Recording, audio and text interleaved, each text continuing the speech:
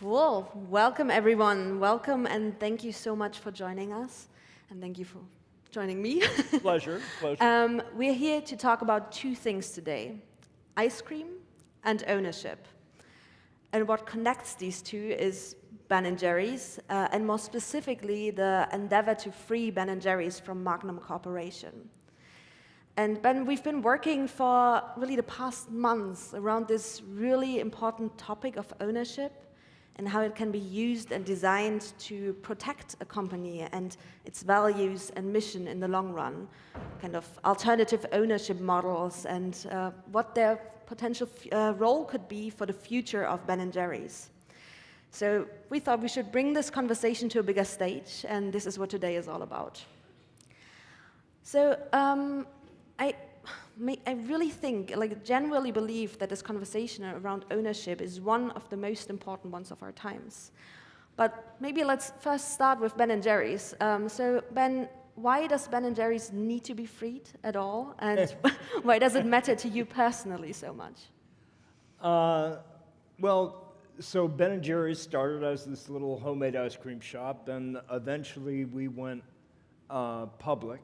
And the intent was always for Ben & Jerry's to remain independent. And in the process of going public, you work with the lawyers on what they call poison pills. Parts of your legal governance structure that would make it very difficult to get acquired by another company, another entity. And so we had one of those poison pills. It was called super shares. So the idea was that the insiders in the company, the original people who were part of the company, got 10 votes for every share of stock that they had. So it essentially put control of the company with those people. But then when Unilever made an offer to buy the company, at a price that was much in excess of what the shares were trading at, the lawyers said, well, there's this fine print in the document that says that a majority of the board of directors could overturn the super shares, could kind of eliminate them. And since there's this offer being made for the shares of the company at far in excess of what it's currently trading at, you, the board of directors, have a fiduciary responsibility to undo the super shares. And, that was a real surprise to me. A real, real sad surprise to me. And so now when we're in the process of trying to free Ben & Jerry's from the Magnum Corporation, we're starting to talk about what kind of governance structure we would have going forward. And that's when we ran into Maike and her foundation Purpose, which has come up with a different kind of governance structure that if Ben & Jerry's had used it, we wouldn't be in the mess we're in today. Mm. Yeah, and we're going into more detail on that in a second. Maybe just for, I'm sure most people know the story and know the kind of feelings behind it, but what you're saying is Ben & Jerry's is starting to lose its soul, its values and mission as being owned by the Magnum Corporation, with absentee owners controlling it, really looking at the company as an asset to create wealth for shareholders. And so do you have a few examples of what it is doing to Ben & Jerry's, what you are seeing right now, and why you want to free it? Well, so the social mission of the company was placed in the hands of an independent board of directors when there was this acquisition by Unilever. and you know, it's a legally binding contract, but the Magnum Corporation, who inherited that contract, is not abiding by it, and they're dismantling this independent board of directors. And so, you know, for what's going on right now in terms of the world and in terms of our country and in terms of an affront to the values of Ben & Jerry's is Trumpism. And, you know, normally Ben & Jerry's would be out opposing that, and but the Magnum Corporation has gotten rid of that independent board, and we're not able to do anything about it, and it makes Ben & Jerry's, I think, kind of hypocritical, and yeah, not really what it was envisioned, or what you envisioned it to be, kind of the future company you wanted it to become, and what. Yeah, I really feel that a lot from the messages you spread. And what really strikes me, and you just mentioned that, is that the sale of the company was never like the goal when you started out with it, but really through a chain of events, of decisions. Maybe it was sold to Unilever, then sold to Magnum Corporation, and is now in the situation where its mission is under threat.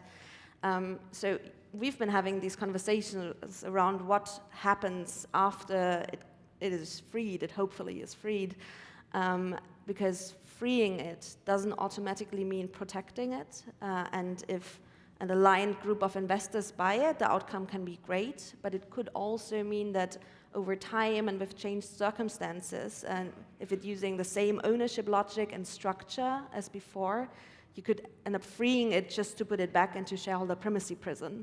And that's not what we want at all. So one of the things we've been talking about is the model that Patagonia also chose, so steward ownership.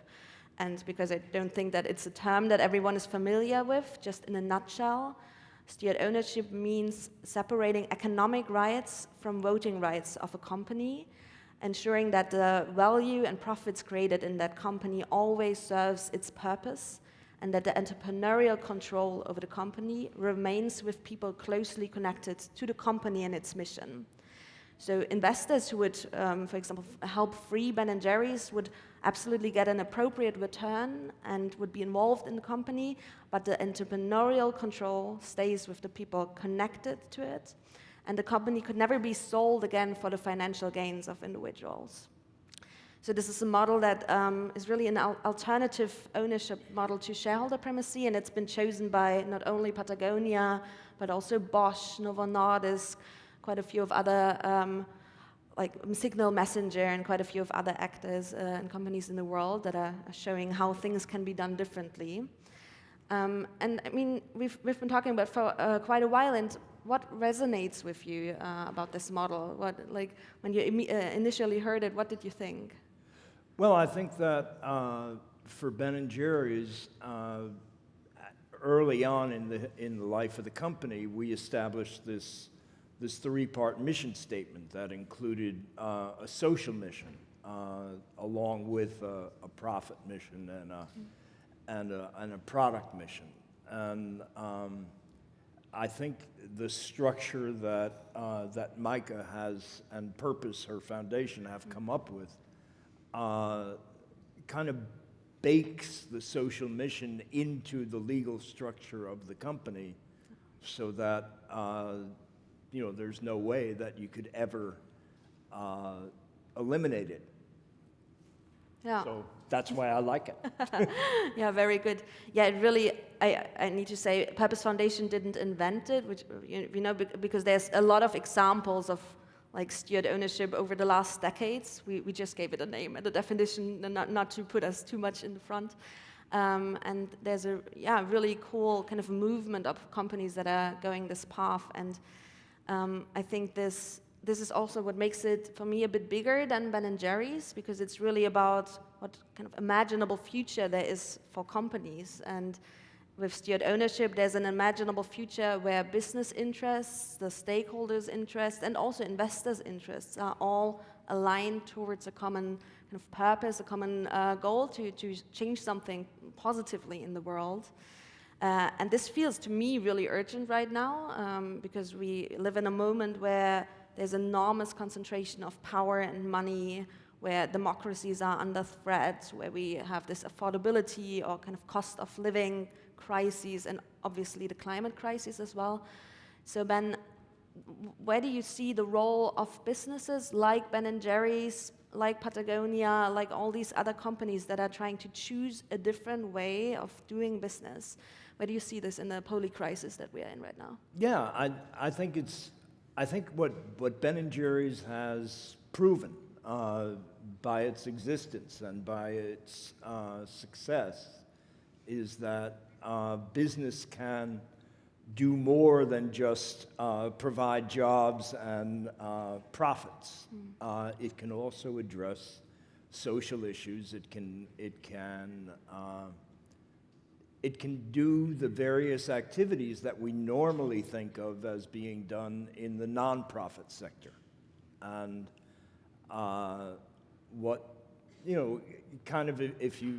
one definition of business, the usual definition of business is it's an entity that produces a product or provides a service.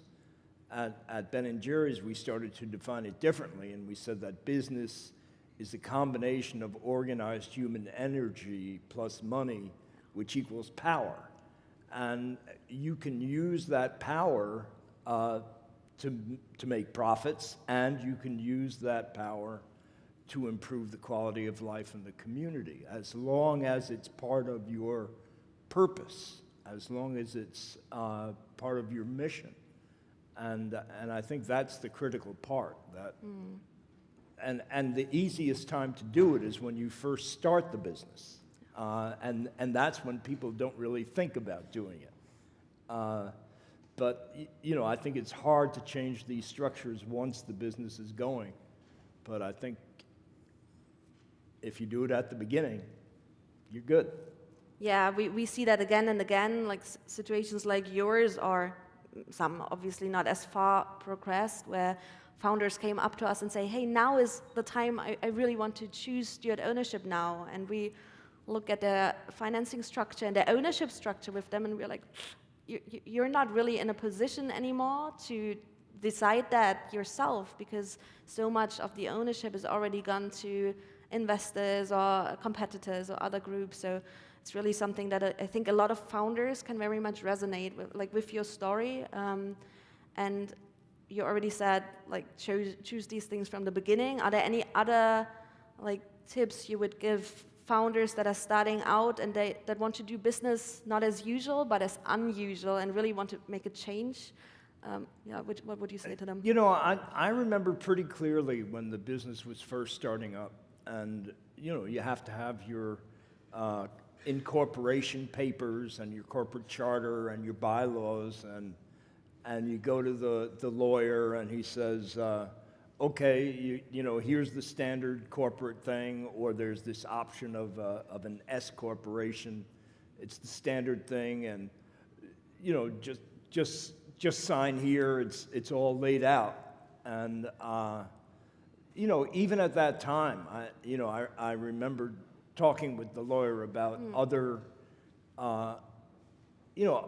putting other things into those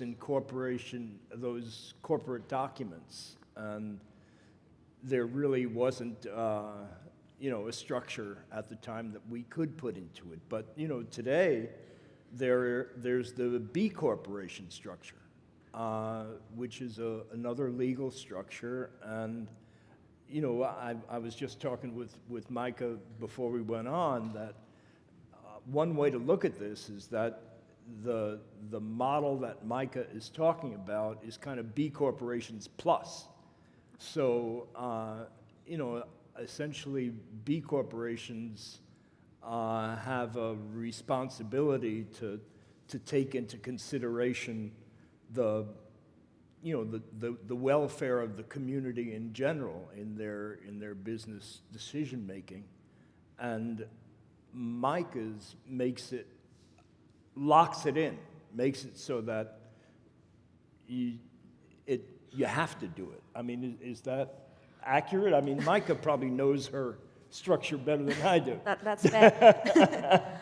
Yeah, so by separating money and power, what steward ownership is really doing is that it ensures that the company stays mission-oriented in the long run, so it doesn't necessarily lock in a mission that is really fixed and that can never be adapted in the future, but it fixes that the company doesn't exist with the goal to create profits. It doesn't exist for the wealth of shareholders, but the company is something that is stewarded by the owners. So ownership is not wealth ownership, and the company is not an asset to create wealth, but ownership is stewardship, and this is what the whole model is all about. So I think you described it quite well. And what I just realized again and again with the way you talk about your story on the stage is how we just really need these stories and these voices that are brave enough to say, hey, this doesn't work for me. The normal path, the traditional path that we nowadays deem as normality, even though it doesn't even reflect the actual normality of family-owned businesses, employee-owned businesses, steward-owned businesses that are out there, but the perceived normality of companies as something to create shareholder value with. We just need stories that show that that's not the only model, and I think your story just beautifully highlights that again. Yeah, I mean, definitely the business is a for-profit entity, and it can't exist unless it's making money, and yes. it can't exercise its social mission unless it's a profitable entity. So, and it needs to be compatible as well on the markets. Like it needs to work in competitions. Yeah. But what tends to happen is that money takes over. That things are equal. So you say that, well, we have an equal social mission and an equal profit mission, but just the nature of things and the nature of money is that it kind of takes precedence. And I think that the structure that Maike is talking about prevents that and keeps it in balance so that so that the business as it grows can continue to act on its mission, because the structure that she's talking about gives it more legal weight. Yeah, money not really being the thing that we serve as humanity, or at least with our economy, but money serving us and what we want to do with it is really what it's all about, yeah. I think we are slowly and surely but coming to a close, and what I think that I'm taking away mostly is, again, just this ownership being one of the most important codes of our society, and we as entrepreneurs, but also just we as the general public get to decide how we want to work with it, whether we just accept the norms of ownership and the narratives around ownership, or whether we try to rewrite it to make it fit the future that we want to be part of. So maybe, Ben, I just really hope that you end up managing to free Ben & Jerry's, because I think for kind of the imaginable future of business, I think it would be really great to give Ben & Jerry's a chance to show us what is possible for business. Yes, and to demonstrate the structure that you're talking about, demonstrate that it works. Yeah. Any last words from your side, Ben? Anything like what's next for you? What's next for the free Ben & Jerry's campaign? We've been working on this campaign, trying to get Magnum to see the light, to understand that essentially what happened was that they've sold shares in their company. They've sold shares essentially in the Ben & Jerry's brand to investors, and the Ben & Jerry's brand is based on not only great ice cream, but also its social activism.